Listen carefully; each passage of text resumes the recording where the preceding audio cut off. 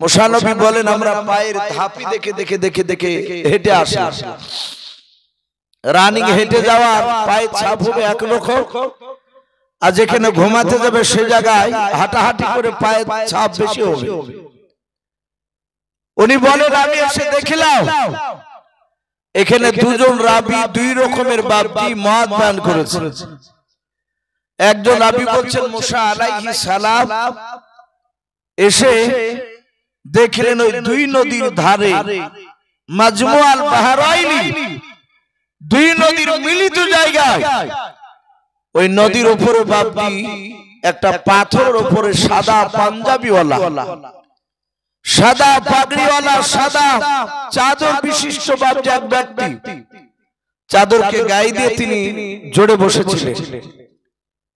মুসা আলাইহিস সালাম তাকে সে সালাম দিলেন, আসসালামু আলাইকুম ওয়া রাহমাতুল্লাহি ওয়া বারাকাতুহু।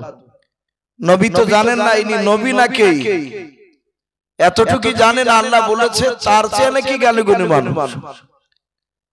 উনি সালামের উত্তর দিলে আরেকজন আগে রাবী বলেছেন নাও, উপরে বসেছিল না মুসা নবী ওই মসজিদ দিক দিয়ে গিয়েছিল, সুড়ঙ্গা রাস্তা, ওদিক দিয়ে মুসা নবী প্রবেশ করেছিল।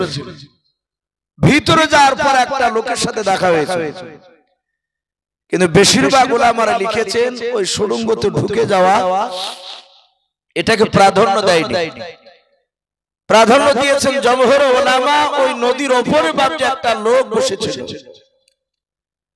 মুসা নবী সালাম দিলেন, উনি উত্তর দিলেন, ডাক দিয়ে বললেন ভাই তুমি কে? মুসা আলাইহিস সালাম বলেন ভাই আমি হযরত মুসা ইউসা বিন নূন।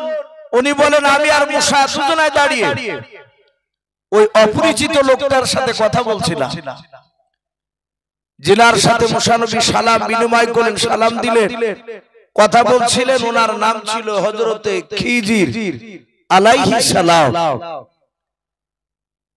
অনেক জায়গাতে খাজির শব্দ এসেছে, কিন্তু আমরা উর্দু বাংলায় তার নামটা খিজির বাপটি বেশিরভাগ দেখতে পাওয়া যায় জের দিয়ে। খিজির আলাইহিস সালাম ওনাকে এই কারণে খিজির বলা হতো, উনি সাদা বালুতে শুকনো জায়গায় মাটিতে ঘাস বিহীন জায়গায় উনি বসলে, বসার পরে উনি উঠলে ওই জায়গা থেকে বাপটি ঘাস জমে যেত। বলুন সুবহানাল্লাহ। এই জন্য ওনাকে খিজির বলা হতো। খিজির শব্দের অর্থ হচ্ছে সবুজ ঘাস বেরানো ওখান থেকে। মুসা আলাইহিস সালামকে বললেন ভাই তুমি তো নবী। মুসা নবী বলেন হ্যাঁ ভাই আমি নবী। তো কি ব্যাপার তুমি আমার এখানে?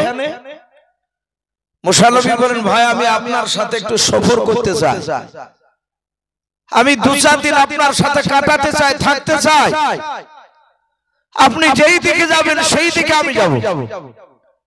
খিজির আলাইহিস সালাম তার পা থেকে মাথা পর্যন্ত তাকিয়ে ডাক দিয়ে বললেন ভাই মুসা আমি যে সব কাজগুলো করব তুমি আমার সাথে থেকে তুমি সহ্য করতে পারবে না। মুসা নবী দেখলেন আল্লাহ বলেছে আমার যে জ্ঞানীগুণী মানুষ তারা নিশ্চয় ইনি জ্ঞানী হবে, এর সাথে না চললে বুঝতে পারা যাবে না। মুসা নবী বলেন ভাই যদি আমি বাধা দিই তাহলে আপনি সেখান থেকে আর নিয়ে যাবেন না, আপনি আমাকে সঙ্গে নেন, আপনি আমার সামনে যেই কাজই করেন না কেন আমি আপনার কাজের বিরোধিতা করব না। এরা টোটাল বাপজি কজন হলো? ওরা 3 জন। মুসা নবী আর মুসা নবীর বন্ধু ইউসা বিন নূন, এরা দুজনাই খিজির আলাইহিস সালামের ছাত্র হলো। যেহেতু ওর সাথে থাকবো বলেছে উনি যা বলবেন তাই শুনবে। এরা 3 জনা দাঁড়িয়ে আছে নদীর ধারে। খিজির বলেন ভাই মুসা আমরা নদীর ধার দিয়ে হাঁটবো না, আমরা এই পার থেকে ওই পারে যাব। মুসা নবী বলেন ভাই আপনি কিসে পার হবেন? নৌকা তো নেই এখানে, একটাও যানবাহন নেই। আপনি পার হবেন কিসে আমাদেরকে নিয়ে? বলে দেখি কোন নৌকা আছে কিনা। কিছুক্ষণ পর মুসা নবী বলেন আমরা দেখলাম নদী দিয়ে বাপ একটা নৌকার মাঝে নৌকায় চেপে নৌকা নিয়ে চলে আসছিল। নদীর ওই পার দিয়ে যাচ্ছিল, আমরা এই পারে ছিলাম।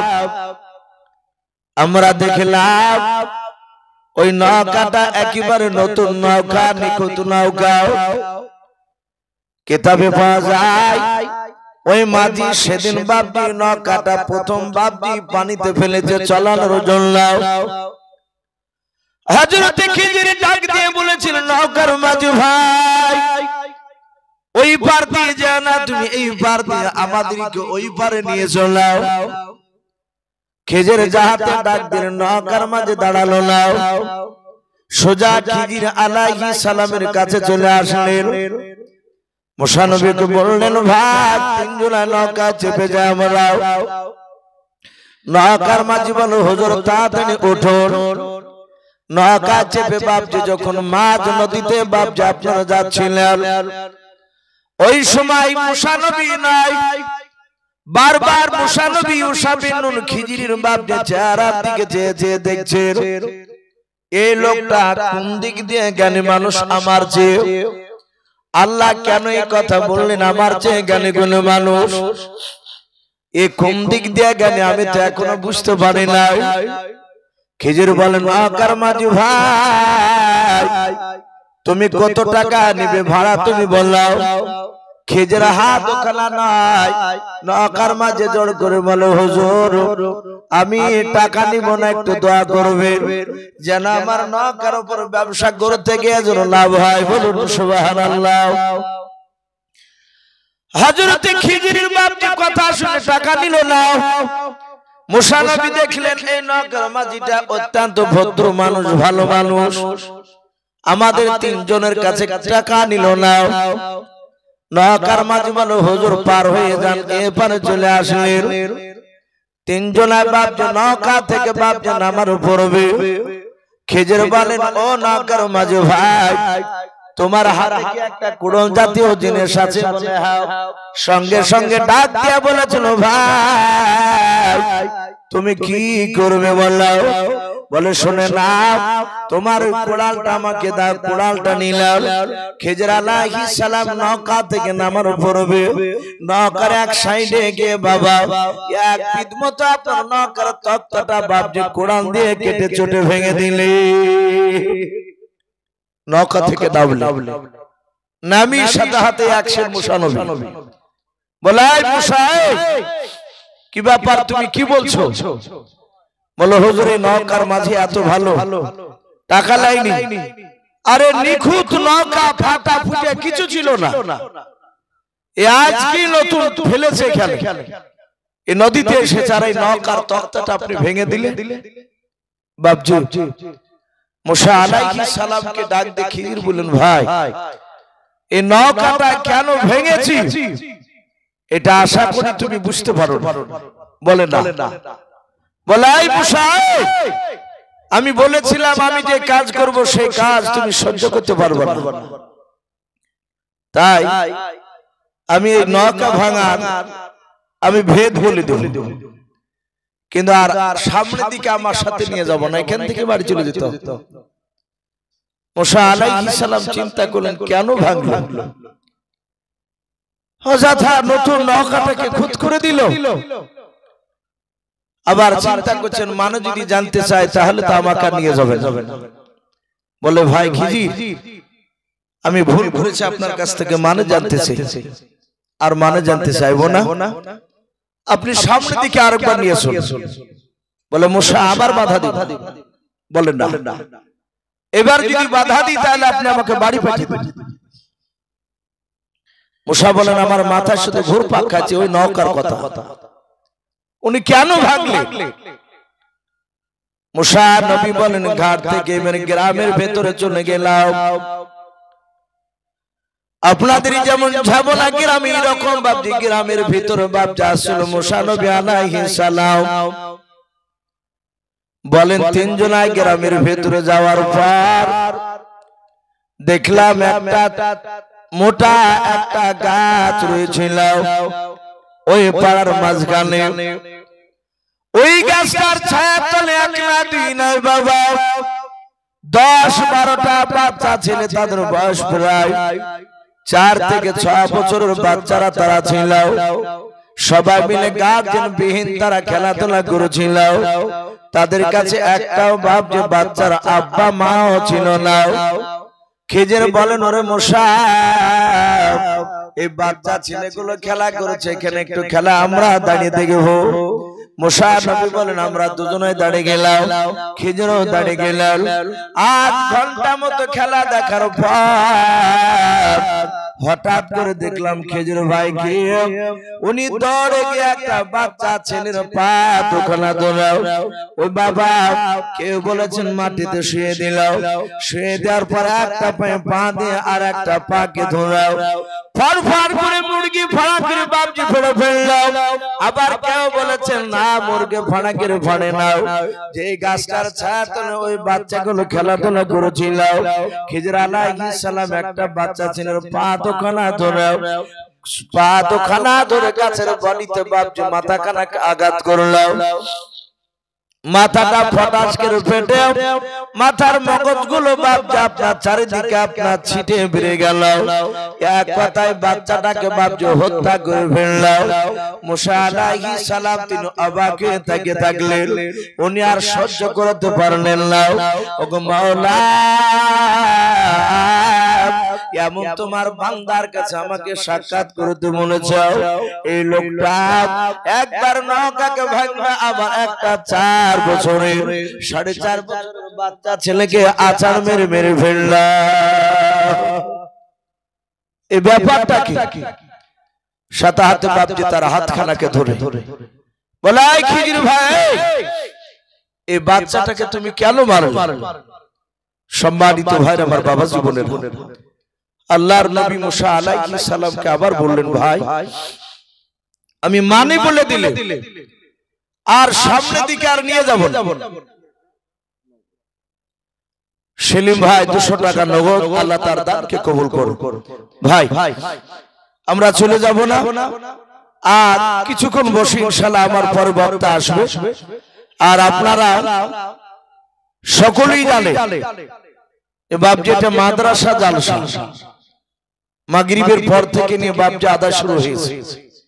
আলহামদুলিল্লাহ শুধু মাদ্রাসা নয়, এলাকায় প্রতিটা বাপজি জালসায় মাদ্রাসা এবং মসজিদে বাপজি কালেকশনে জালসা হলে সকাল পর্যন্ত বাপজি এলাকার মানুষ দান দেয় ইনশাআল্লাহ। আমি এখানে দেখলাম প্রতিটা বক্তার হাতে আলহামদুলিল্লাহ আপনারা দিচ্ছিলেন। আমি আর কিছুক্ষণ বলে আপনাদের কাছ থেকে বাপজি বিদায় নিব। আমি হয়তো মুস্তাকিম ভাইকে বলবো যে রাজ্জাক ভাইকে জান, আব্দুর রাজ্জাক ভাইকে যেন একটু রেডি হয়ে বসে থাকতে বলে। মুরসালিম শেখ এই দেখেন ভাই আমার, তার আব্বার জন্য 500 টাকা দান করেছেন। আল্লাহ তার 500 টাকা দানকে কবুল করে নিও, তার আব্বার কবর আযাবকে maaf করুন, বলুন আল্লাহুম্মা আমিন। তো ভাই আমি বলছিলাম, আবার খিজির বলে নাই মুসা, আমি মানে বলে দিলে কিনা সামনের দিকে নিয়ে যাব। মুসা চিন্তা করছেন, আমি দুটো কথাই তার বুঝতে পারলাম না। আর যদি মানে জানতে চাই, মানে বলে দিলে আর নিয়ে যাবে না। বললেন ভাই এবারকার মতো আমাকে ক্ষমা করে দাও। আমরা দেখি যে মানুষ গ্রাম গঞ্জে মানুষ ভুল করলে 1 বার 2 বার 3 বার বাপজি তাকে চান্স দেওয়া হয়। খিজির বলেন, ভাই মুসা এবার শেষ চান্স তোমার, এবার যদি কিছু বলো তাহলে আর সামনের দিকে মুটে নিয়ে যাব। খিজির আলাইহিস সালাম ওখান থেকে বাপজি বাচ্চাটাকে যে মারলেন, গ্রামের মানুষ কেউ বাধা দিল না। তার মানে বাপজি এলাকায় খিজির লোকটাকে চিনত, তারা সম্মান দিত তাকে। অত বড় বাপজি একটা বাচ্চা ছেলেকে তাজা জিন্দা মেরে ফেললো, অথচ বাপজি কেউ তার প্রতিবাদ করলো না। শুধু প্রতিবাদ করেছে মুসা আলাইহিস সালাম। মুসা আলাইহিস সালামকে ভোক লেগেছে, বলুন ভাই খিজির দুইটা কথা তো মানে বললেন না, কিন্তু ভোগ লেগেছে একটু খেতে দাও। বলে দাঁড়াও, একটু গ্রামে দেখি কেউ খাবার দেখে না। কয়েকটা বাড়িতে ঘুরলেন, একটা মানুষ বাপটি এক মুষ্টি খাবার দিল না। মুসা বলেন ভাই কেউ তো দিল না খাবার আপনাকে। বলে না দিলে ভাই আমি আবার কি করব? মুসা নবী বলেন আপনি আমার এলাকায় গেলে আপনি যত খাবার খাবেন আপনাকে খাওয়াবো। বলে আমি তো তোমার এলাকায় এখনো যাচ্ছি না। মুসা নবী বলেন গ্রাম থেকে একটা ফাঁকা মাঠ পার হচ্ছে না, জঙ্গল ছিল। ওই জঙ্গলের ভিতর দিয়ে রাস্তা যখন আমরা বেয়ে যাচ্ছিলাম হেঁটে, হঠাৎ করে দেখলাম খিজির আলাইহিস সালাম উনি দাঁড়িয়ে গেলেন। হযরত মুসা নবী বলেন ভাই এই জঙ্গলে কেন তুমি দাঁড়িয়ে গেলে, কেন বলাও? খিজির বলে ভাই মুসা ওই জঙ্গলের ভিতরে দেখো কোনো ঘর দেখতে পাও কিনা? মুসা নবী বলেন ভাই জঙ্গলের ভিতরে একটা ঘর দেখতে পাওয়া যাচ্ছে। বলে মুসা পাঁচিলখানা দেখতে পাচ্ছ? বলে হ্যাঁ। বলে পাঁচিলটা বাঁকা না সোজা? বললাম। বলে পাঁচিলটা হচ্ছে বাঁকা সোজা নাই। এই মুসা পাঁচিলটা মনে হয় বছর 10 পার পড়ে যাবে। বলে হ্যাঁ। খিজির বলে ভাই মুসা আমরা 3 জন আছি। বলে হ্যাঁ। বলে চলে 1 ঘন্টা ধরে আমরা 3 জন একটু পরিশ্রম করব, খাটাখাটি করব। আমার মনে হয় পাঁচিলটা 1 ঘন্টা ধরে কাজ করে সোজা করে দিলাম, আর 50 বছরের মধ্যে পাঁচিলটা পড়বে না। মুসা নবী বলছেন এর ওষুধ আছে। গোটা গ্রামে খাবার দিল না খেতে কেউ। আরে জঙ্গলে বিরান ঘর, ভূত বাস করা ঘর, মানুষজন নাই। আরে জঙ্গলের ভিতরকার ঘর কেন সোজা করে নেবে? বলে খিজির ভাই এই পাড়াতে কেউ খেতে দিল না আমাদের।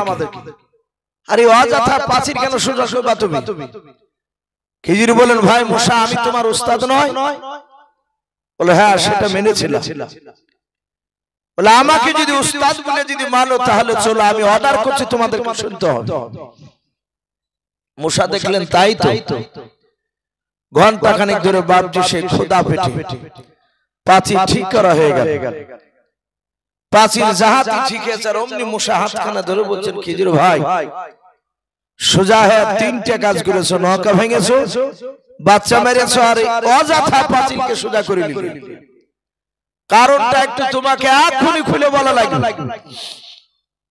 খিজির বলে ভাই ওই তো বলেছি, মানে বলে দিলে আর সামনের দিকে নিয়ে যাব না। মুসা নবী বলে আমি তো আর যাবই না তোমার সাথে, তা নিয়ে যাবা কি করি? বলে দেখো। বলে হ্যাঁ। খিজির আলাইহিস সালাম তিনি নৌকার বিবরণ শুরু করলেন, নৌকার তথ্যবাদী বললেন। যাই মুসা নৌকা কেন ভেঙেছে তুমি জানো না? বলে না। বলে শোনো ওই নৌকার মাঝি নতুন নৌকা নিয়ে এসেছে, এটা তুমিও জানছো আমিও জানছি, কিন্তু নৌকার মাঝি আমাদেরকে নেমে দিয়ে অন্য একটা দেশেও ভাড়া মারতে যাচ্ছে নৌকা। আজকে যেমন লরি টরিতে বাপজি ব্যবসা মাল এ দেশ থেকে ওই দেশে নিয়ে যাচ্ছে, আজ থেকে 200-300 বছর আগে নদী দিয়ে বাপজি নৌকা থেকে বাপজি মাল এ দেশ থেকে ওই দেশে নিয়ে যেত। ডাক দিয়ে বলল ওই যে নতুন দেশে যাচ্ছে ওই দেশে 15 দিন আগে একটা নতুন বাদশা হয়েছে ওই দেশে। মুসা অন্য দেশের ভিন দেশের নৌকা তার দেশে গেলে ওই লোকটা নৌকাকে কেড়ে নেয়। তার একটা গুণ ভালো, নৌকা যদি ফাটা ফুটা হয়, এক কথায় খুঁত নৌকা দিতে হয়, নিখুঁত না হয়, তাহলে ওই নৌকার মাঝির কাছ থেকে নৌকা নেবে না, তাকে ফিরিয়ে দিবে। বলে মুসা নৌকাটা ছিল তার নিখুঁত নৌকা, ফাটা ফুটে ছিল না। নৌকার মাঝির কাছ থেকে বাদশা জোর করে ছিনিয়ে নিতে দিত না। যখন আর নৌকা ছিনিয়ে চিরুনি তল্লাশি চালিয়ে দেখবে নৌকা ফাটাফাটি আছে কিনা, দেখবে একদিক মতো তক্তা আমি চটে তুলে দিয়েছি কুড়োল দেখে। নিখুঁত নৌকা নাই, খুঁত নৌকা বলে আর নিবে না, আর জীবিকা নির্বাহ হয় ওই নৌকার উপর থেকে। বলে আমি খারাপ করেছি না ভালো করেছি? বলে ভালো করেছি। বলে মশা কেন বাচ্চাটা মেরেছে তুমি জানো? বলে নাও। মশা শুনে নাও, ওই বাচ্চাটার চেহারা দিকে আমি চেয়ে দেখলাম। শুনে নাও, আল্লাহ আমাকে বলেছেন মা ফাআতুহু আন আমরি। আল্লাহ কোরআন পাকে বলেছেন ইউসা বিনুল্লাহ খিজর আলাইহিস সালাম তিনি বলেন ওয়া মা ফাআতুহু আন আমরি, আমি যে কাজগুলো করেছি তিনটা কাজ তোমার সামনে মশা, ওগুলা আমি ব্যক্তিগত করে নাই, আমি আল্লাহর ইশারায় করেছি। জোরে বলুন সুবহানাল্লাহ। এখান থেকে লিখেছেন ওলামারা যে খিজির আলাইহিস সালাম তিনিও একজন নবী ছিলেন। নবীরা আল্লাহর বিনা অনুমতি ছাড়া কোনো কাজ করেন না। বলাই মুসা ওই বাচ্চাটা 12 বছর পর কাফির হয়ে যাবে, কাফির হয়ে যেত। ওর বংশে 40টা কাফের হতো বড় বড়, ওই ছেলেটার বংশ থেকে। সবাই তারা ইমানদারদেরকে কষ্ট দিত।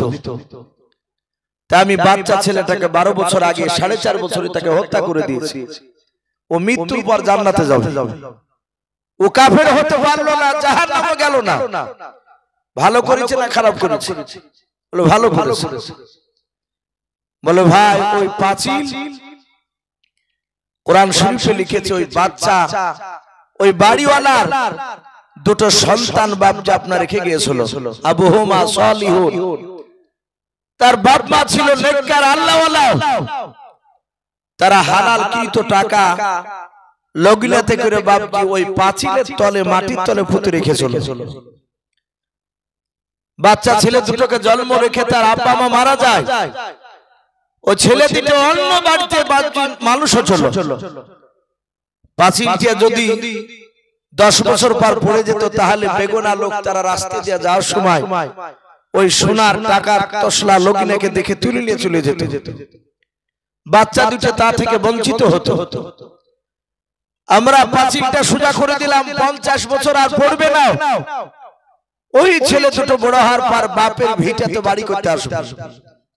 পুরানো বাড়িকে তারা ভাঙতে গিয়ে ওই পাঁচিলকে ভাঙতে গিয়ে তাদের বাপের হালাল কৃত জমানো টাকা ওরা 2 ভাই পেয়ে যাবে। বলুন সুবহানাল্লাহ।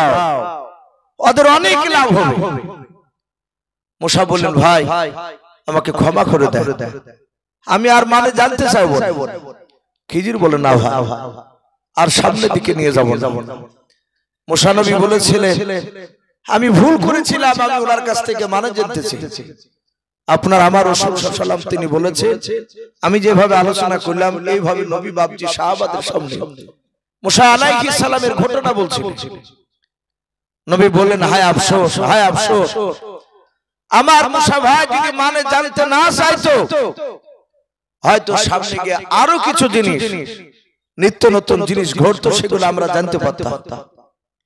বাপজি খিজির আলাইহিস সালামকে বললেন ভাই মুসা কখনোই তুমি এই কথা বলবা না যে সবার চেয়ে বড় আমরা। কিতাবে লিখেছে মুসা নবীকে যে জ্ঞান আল্লাহ দিয়েছিলেন সেই জ্ঞানটা খিজির নবীকে দিয়েছিলেন না, আর খিজির আলাইহিস সালামকে যে জ্ঞানটা আল্লাহ দিয়েছিলেন সেটা মুসা নবীকে দিয়েছিলেন না। ভাই আমরা সকলেই জানি এটা মাদ্রাসা জালসা, তাই বাপজি শেষের বেলায় অনেক মা বোন রয়েছেন পর্দার আড়ালে। আমি অনুরোধ করব মা বোনদেরকে আপনারা 50, 10, 100 টাকা যে যা পারবে কোন বাচ্চা ছেলের হাত একটু পাঠিয়ে দিবে। বাপজি 5 মিনিটের মতো বেশি নয়। আমি আপনাদেরকে একটু অনুরোধ করব বাপ, অনেকে দিয়েছে কিন্তু তবু আমি বলবো এই মাদ্রাসার জন্য যেহেতু হুজুরা বলেছেন ইসু ভাই একটু শেষের বেলা একটু দেখবেন, যদি থাকেন বাপ 5,000 10,000 চাইবো না, 200-100 করে টাকা বাপ যদি থাকে তো ইনশাআল্লাহ একটু চটচট করে দিবে। আর আমি এই জালসা বর্তমান যে এখন স্টেজে বসে আছেন সভাপতি ভাই, আমি ওনাকে বলবো ভাই আমার পরের বক্তাকে তাকে একটু রেডি করে নিয়ে আসুন। কি নাম ভাই তোমার? একজন বেনামিত ভাই আমার যুবক ভাই, তার মায়ের নামে দোয়া চেয়েছে, উনি 500 টাকা দিয়েছেন। বলুন মারহাবা। আল্লাহ তার 500 টাকা দানকে কবুল করে নিয়ে তার মার কবর আযাবকে maaf করুন। বলুন আল্লাহুম্মা আমিন। বেনামিতে 500 টাকা, আল্লাহ তার দানকে কবুল করুন। আর একজন বেনামিতে তার বাপ আব্বা মারা গিয়েছে, মা বেঁচে আছে, আল্লাহ তুমি তার 500 টাকা দানকে কবুল করে নিও, তার আব্বার কবর আযাবকে maaf করো। বেনামিতে আর একজন ভাই আমার 500 টাকা, আল্লাহ তার দানকে কবুল করে নিয়ে তার ভাইয়ের কবর আযাব maaf করো। শাহাদাত ভাই আমার 100 টাকা, আল্লাহ তার দানকে কবুল করো। বেনামিতে 500 টাকা, আল্লাহ তার দানকে কবুল করো। আসো আব্বা মায়ের নামে, ভাইয়ের নাম কি? নাজির রহমান। ওনার আব্বা মার কবর আযাবকে maaf করুন। 500 টাকার দাতা, বলুন মারহাবা। আর একজন 500 টাকা, আল্লাহ তার দানকে কবুল করুন।